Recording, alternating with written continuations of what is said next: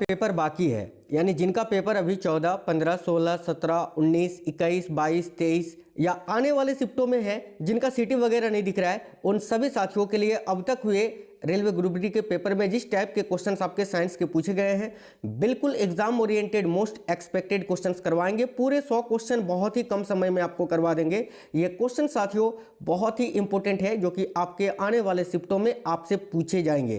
तो ये क्लास आज आपको कंप्लीट देख ही लेना है, क्योंकि ये बहुत ही मोस्ट एक्सपेक्टेड क्वेश्चन है, अति संभावित क्वेश्चन है आपके आने वाले शिफ्टों के लिए। ठीक है, तो चलिए बिना देरी किए हुए क्लास को शुरू करते हैं।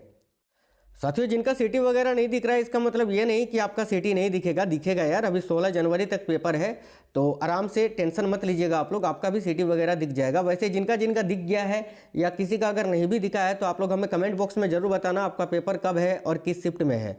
तो चलिए शुरू करते हैं। क्वेश्चन है, प्रतिरोध की ऐसा इकाई क्या होती है?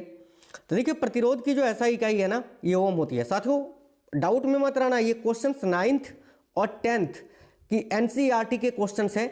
जिन जिन टॉपिक से आपको क्वेश्चंस पूछे जा रहे हैं पेपर में, वही क्वेश्चन आप पूछोगे। सर आपने बोला था कि जितने साइंस के क्वेश्चंस पूछे जा चुके हैं अब तक 27 तारीख से लेकर अभी तक के, वो मैं करा दूंगा। जितने करंट पूछे गए कराऊंगा ना।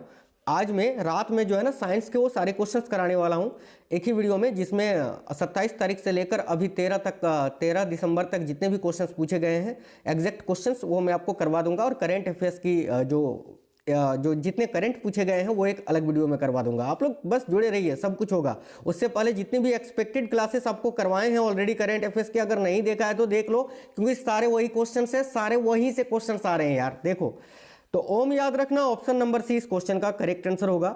अगला क्वेश्चन है, नकारात्मक त्वरण निम्न में से किसकी दिशा के विपरीत होता है? देखिए, जो नकारात्मक त्वरण होता है ना, ये वेग के विपरीत दिशा में होता है। याद रखिएगा, वेग का विपरीत दिशा में होता है। तो option number A correct answer होगा, वेग।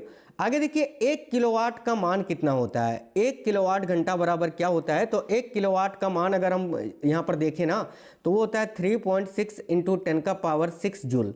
ठीक है, याद रखना, -6 नहीं होता है, ये केवल 6 प्लस पॉजिटिव में होता है। ऑप्शन नंबर डी इस क्वेश्चन के लिए करेक्ट आंसर है, आपको याद रखना है। अगला क्वेश्चन है, ऑक्टेव्स वर्गीकरण के न्यूलॉन्स लॉ में निम्न में से कौन सा अंतिम तत्व है? तो ध्यान से देखिए, यहाँ आपका करेक्ट आंसर होगा थोरियम। आप बोलोगे सर पीरियोडिक टेबल नहीं, एक आध क्वेश्चन जो है ना, मैंने जैसे कि देखा अभी डी ब्लॉक वगैरह से पूछ लिया था, तो एक आध क्वेश्चन टपक जा रहा है, तो मुझे वो क्वेश्चन जो है इंपॉर्टेंट लगा था, इसीलिए मैंने ऐड कर दिया था। देखो, पानी को ब्लीचिंग पाउडर में मिलाने पर कौन सी गैस निकलती है? वेरी वेरी इंपॉर्टेंट क्वेश्चन है। पानी को जब हम ब्लीचिंग पाउडर पर मिलाते हैं तो कौन सी गैस निकलती है? तो साथियों, पानी को जब हम ब्लीचिंग पाउडर का सूत्र क्या होता है? CaOCl2।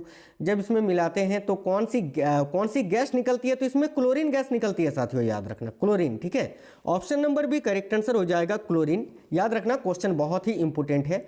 देखिए, बहुत important question, very very important question साथियों। अलैंगिक प्रजनन लैंगिक प्रजनन से भिन्न है। अलैंगिक प्रजनन में क्या होता है बेसिकली, बताइए।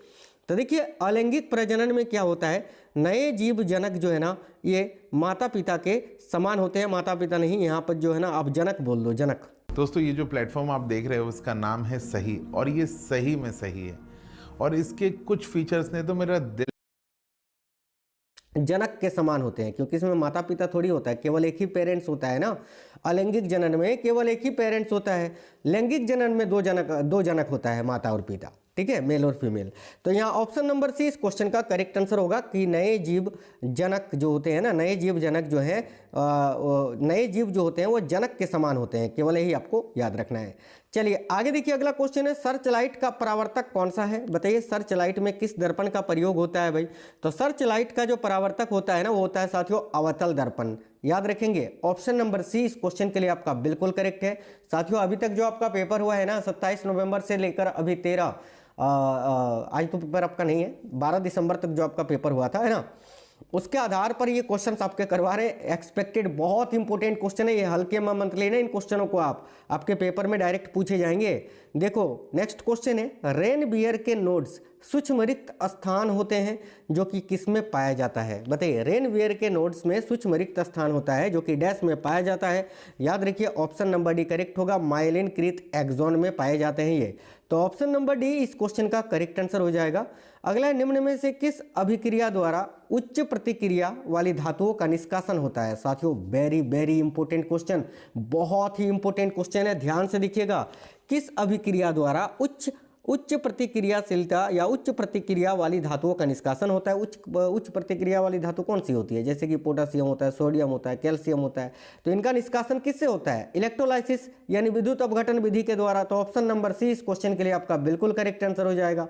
आगे देखिए, बहुत इंपॉर्टेंट क्वेश्चन है। जब एक परिपथ में कोई प्रतिरोध श्रृंखला में जुड़े होते हैं तो करंट का मान क्या होता है? बताइए भाई, बताइएगा। ये क्वेश्चन मैंने आपको एग्जाम के पहले भी करवाए थे और एग्जाम में डायरेक्ट पूछे गए हैं यार ये क्वेश्चन सेम टू सेम आपका पुट क्या है।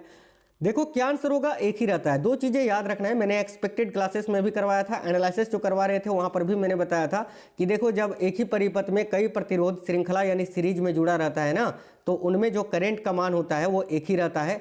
और अगर यहाँ श्रृंखला ना देकर आपको पैरेलल में पूछे यानी समांतर क्रम में पूछे तो समानांतर में क्या होता है, वोल्टेज समान रहता है। ये आपको याद रखना है, ठीक है। आगे देखिए, बहुत ही इंपॉर्टेंट क्वेश्चन है। एक उत्तल दर्पण जिसकी फोकस लंबाई f है, इसको एक द्रव जिसका मान दिया हुआ है इक्वल टू 4/3 में डुबाया जाता है। तो द्रव में दर्पण की फोकस लंबाई क्या होगी?